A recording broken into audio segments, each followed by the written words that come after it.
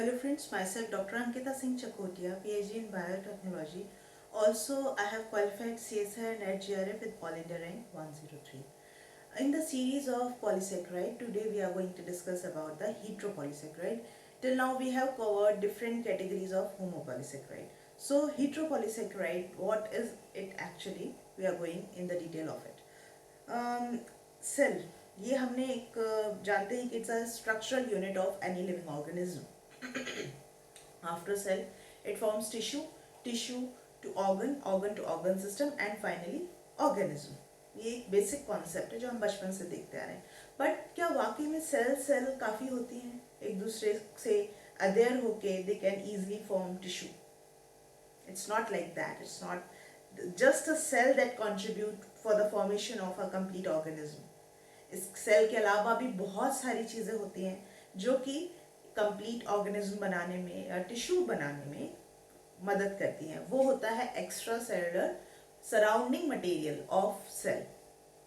जी हाँ, क्योंकि सेल के आसपास सेल आपस में कम्युनिकेट कैसे करेगी, सेल का कुछ भी रिकॉग्निशन कैसे होगा at the time of development या ग्रोथ के टाइम में, या आपस में कुछ भी सिग्नलिंग पास करनी हो तो वो क्या, उसके लिए भी एक मीडिया, एक माध्यम की सॉरी की जरूरत पड़ती है सेल्स को आपस में कम्युनिकेट करने के लिए और या कह लीजिए आपस में एकजुट रहने के लिए.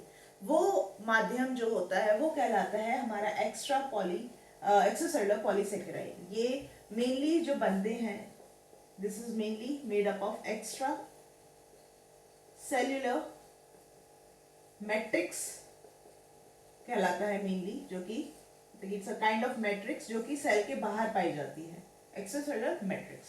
ये हेटेरोपॉलीसेकेराइड के अंदर इसलिए आता है क्योंकि इसमें सिर्फ होमोपॉलीसेकेराइड की तरह सिर्फ एक ही प्रकार की मोनोमर यूनिट नहीं थी. जैसे कि हमने होमोपॉलीसेकेराइड में देखा, स्टोरेज में देखा, वहाँ भी हमारा ग्लूकोज ही चल रहा था. चाहे वो प्लांट्स की बात की थी हमने, स्टार्च ग्लाइकोजन में हमने एनिमल्स की बात की थी तो वहाँ भी ग्लूकोज था, डेक्स्ट्रान में भी ग्लूकोज था. ठीक है, ब्रांच था लेकिन ग्लूकोज ही था वो कम्प्लीटली. हमने स्ट्रक्चरल की बात की थी तो वहाँ पे हमने देखा सेलुलोज में ग्लूकोज है, काइटिन में एनास्टाइल ग्लूकोजामिन थी.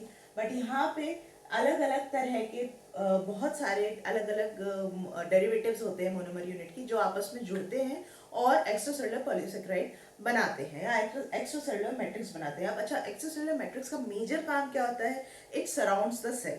ठीक है, and it help in communication, it helps in the flow of nutrient and the gases from each from in, मतलब कि media from cell to cell और मीडिया के थ्रू आता है. एंड इट मतलब कि it provides stability to the cell to form a structure like tissue and then organ.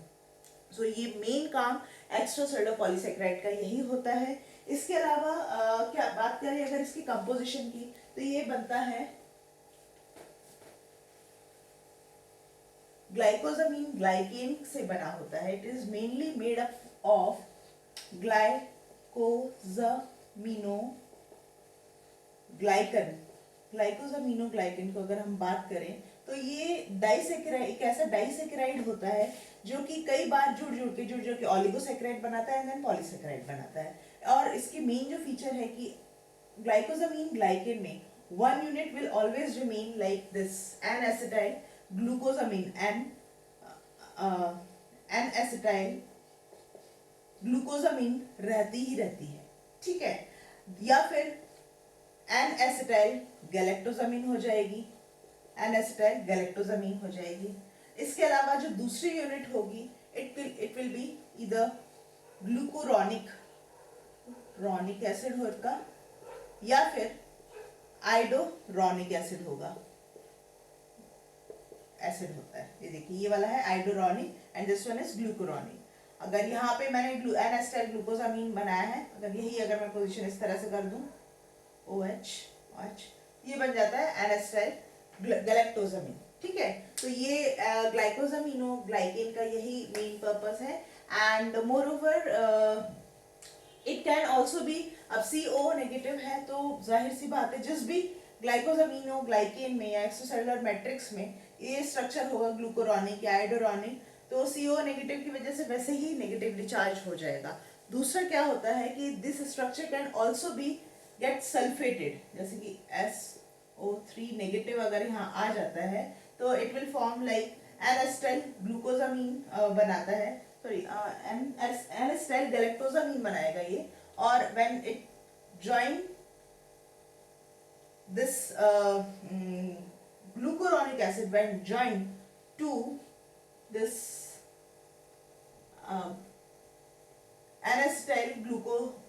galactosamine via this linkage, then it form the category of chondroitin, जो कि मैं आने वाले टाइम में अभी आपसे डिस्कस, chondroitin सल्फेट नाम का ग्लाइकोजामिनोग्लाइकेन बनाता है। देखिए तो अब यहाँ पे ये भी नेगेटिव चार्ज है, ये भी नेगेटिव चार्ज है, देन दिस स्ट्रक्चर जब इस तरह की कई सारी डाइसेक्राइड आपस में जुड़ेंगे तो बहुत ही highly negative structure, negative charge provide करेंगी एक्स्ट्रासेलुलर मैट्रिक्स को।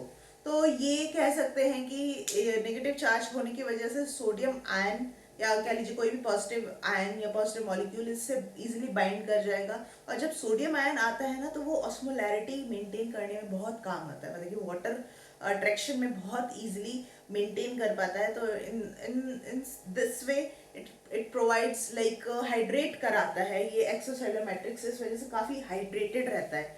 And not only because this negative charge, but in short भी जो एक्स्ट्रासेलुलर मैट्रिक्स का पर्पस यही है कि it remains hydrated, it provide like आपको एक हाइड्रेशन प्रोवाइड करे सेल्स को जब भी ये आसपास रहते हैं। अच्छा, ये मेनली प्लांट्स में नहीं देखा जाए तो एक तरह से प्लांट्स में नहीं पाया जाता है, कह सकते हैं एग्जैक्टली ना, इसलिए कह रही हूँ क्योंकि वहाँ पे एक्स्ट्रासेलुलर मैट्रिक्स की जगह ना बहुत ही ठोस स्ट्रक्चर जो एक जिसको कि हम कहते हैं सेल वॉल, उसने ले ली एक्स्ट्रासेलुलर मैट्रिक्स की जगह। तो क्योंकि हर एक सेल के आसपास extracellular matrix that provided protection, और साथ ही साथ उसमें क्योंकि पोर्स रहते हैं तो कम्युनिकेशन में भी प्रोवाइड कर इजीली हो जाता है सेल्स, प्लांट सेल्स में। तो वहाँ प्लांट की बात करें तो ये वहाँ नहीं होता है, एनिमल में बहुत अच्छे से पाया जाता है ये, हमारी तो संरचना इसके बगैर हो ही नहीं सकती है। बैक्टीरिया में भी पाया जाता है, बैक्टीरिया ऑल्दो एग्जैक्टली बैक्टीरिया में सेल वॉल होता है बट वहाँ भी पाया जाता है। अगर हम बायोफिल्म का पर्टिकुलरली बात करें तो biofilm is a biggest example of this extra cellular polysaccharide और एक्स्ट्रा सेलुलर मैट्रिक्स। ये वो वहाँ भी वो रिलीज कर रहे हैं सब्सटेंस को और उसमें ही बैक्टीरिया से एम्बेडेड रहते हैं, ठीक है ना। So this is all about the heteropolysaccharide का, मतलब ब्रॉडली मैंने डिस्कस किया हेटेरोपॉलीसेकेराइड में भी एक्स्ट्रासेलुलर मैट्रिक्स क्या होते हैं और वो किस यूनिट से मिलकर बनते हैं। आगे हम ग्लाइकोजामिनोग्लाइकेन के ही बारे में बात करेंगे। अगर मेरा आज का लेक्चर अच्छा लगा हो तो please hit the like button and share this video with your friend and subscribe my channel, and इसके बारे में भी आप अपने फ्रेंड से डिस्कस करें and hit the bell icon, and मिलते हैं एक अच्छे से लेक्चर के साथ में। Till then stay safe, stay blessed, bye bye.